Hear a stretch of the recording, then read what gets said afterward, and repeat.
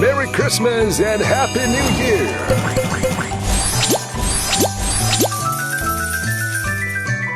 Do you keep deleting slots games one after another? Well, here is one game that you want to delete.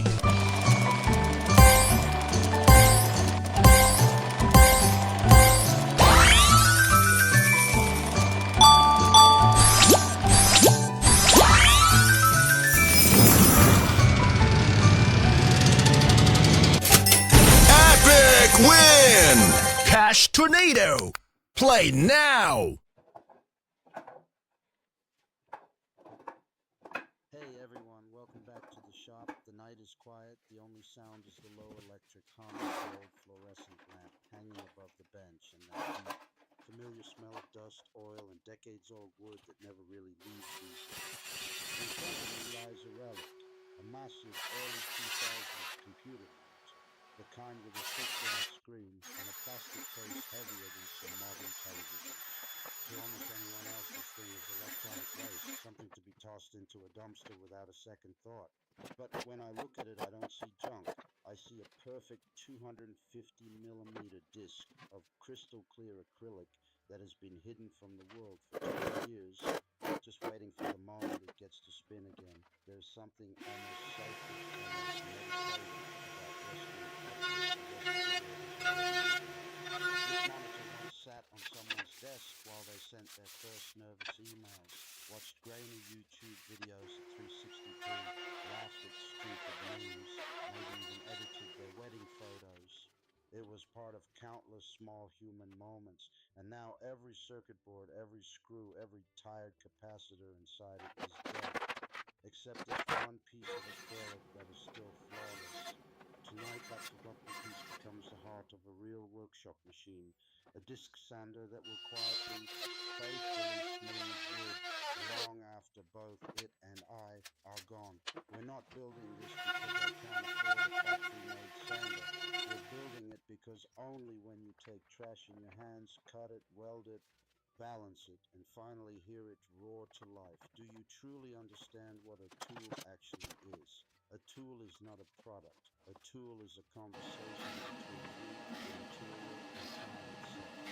Tonight, the conversation partners are a 750-watt motor that somehow survived three completely burnt-out ventilation systems, random pieces of rusty square tube that have been leaning against a wall for years, and this thick, honest piece of acrylic that outlived its original purpose by 2 decades.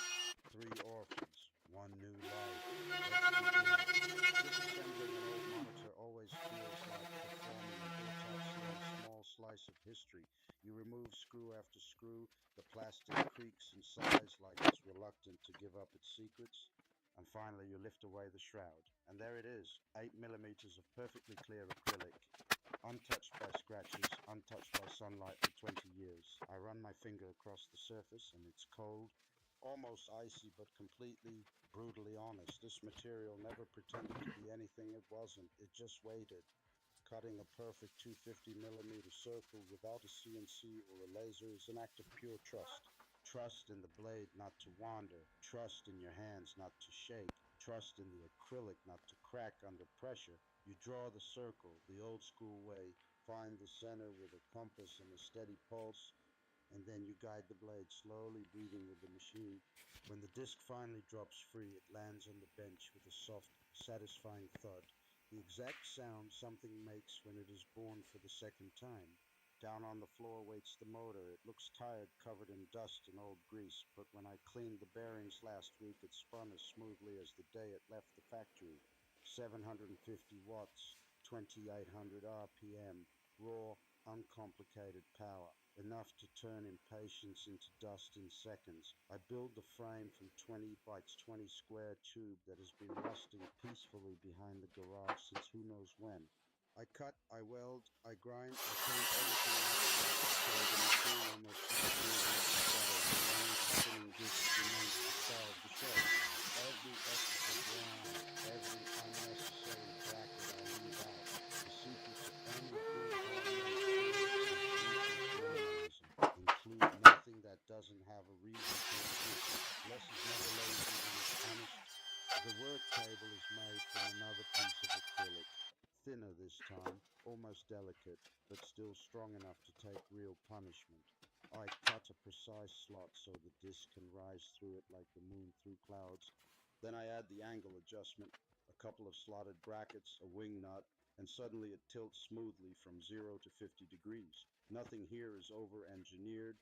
Nothing is fragile. It's crude, honest, and accurate to within half a degree, exactly what you need and not a single thing more. Across the entire face of the big disc, I glue industrial-grade hook and loop.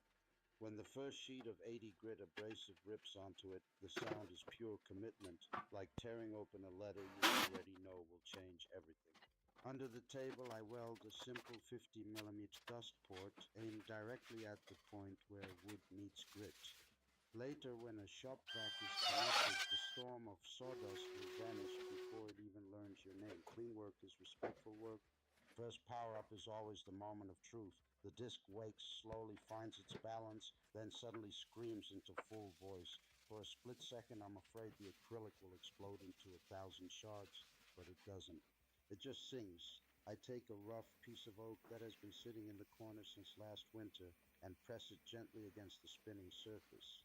Centuries of growth, storms, sun, and wind disappear in warm golden snow that gets sucked away instantly. There is a deep, almost spiritual peace in that moment, watching time itself being erased while simultaneously creating something smooth, something new, something that will probably outlast me by another century. I switch to 240 grit and run the same board again. One more pass and the surface feels softer than skin, warmer than skin, alive in a way no piece of fresh lumber ever feels. This machine doesn't simply remove material. It removes noise from life. It removes hurry. It removes every excuse we ever had for doing things halfway. It is thousands and thousands of tiny, deliberate, controlled destructions, all moving. Every tool we build with our own hands. In the slight troubles we manage to eliminate, in the small asymmetries only we will ever notice. Factory machines are perfect, cold, interchangeable, soulless. This S-turn sander has my fingerprints in every corner, my tired late-night welds, my quiet stubbornness that refused to give up when something didn't fit the first time. That is how you know it is truly alive. Years from now, long after I'm gone, someone else will walk into the shop, hit the green button, and hear the same low growl rising to a scream. They won't know my name. They might not even know the story of the old monitor that gave us hope, but they will feel the patience, the care, the thousands of small decisions spinning 28 inch revolutions per minute. And in that moment, the conversation that started between them, the wood, and time itself. That, my friends, is why we build. Not for likes, not for views, not to prove anything to anyone. We build because turning trash into thunder is still letting us be part of it. Thank you for spending these minutes with me while something useless became something eternal. If this spoke to you even a little, leave a like.